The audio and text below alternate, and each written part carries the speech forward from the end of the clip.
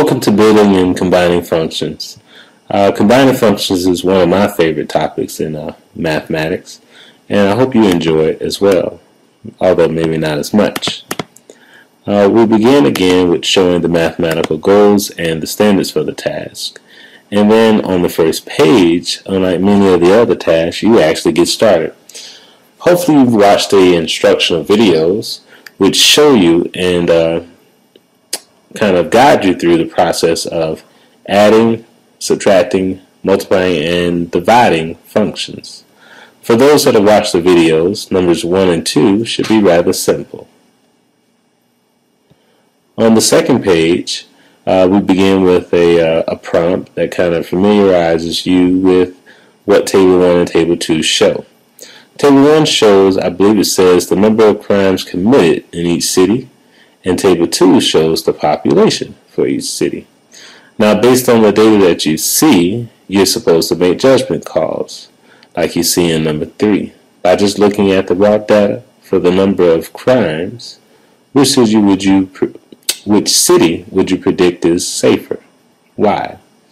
Number 4 asks a very similar question, but is based on population. And then number 5, you're supposed to use your thinker, your brain, to determine whether or not you believe the crime or crimes committed per year has any relationship with the population per year. I think it's important to say that there are no right answers, although there are answers that the teacher will be looking to hear about or hear more about. On the back, you have your C and your P. C represents the number of crimes, P represents the population. Then you answer a few questions. Then you have another table. So now that you have a function divide, complete the table below showing the per capita violent crime rate in both cities. And just to go back, up in number 7, it says, since the independent variable in our data is time, notice that each function written is dependent upon time. That means for us to find the per capita crime rate for each city, that is to compare the number of crimes to the number of people, we need the ratio of these two functions.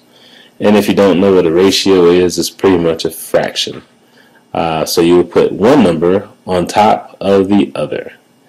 RA is the per capita crime rate. RB is the per capita crime rate in city B. So you pretty much divide. Now, I'm not going to go more or give you more than that. On the last page, you continue your responses to questions based on per capita. And then you start looking at new tables and then combining two functions, as you see in 13. And I thought there was another one, but that is it. Oh no, there's a 5th page. My apologies. And on the 5th page, you multiply F times G times 2 and then subtract an F. And in 15, a G over F. I wish you the best. And as always, if you have a question, please ask your online teacher.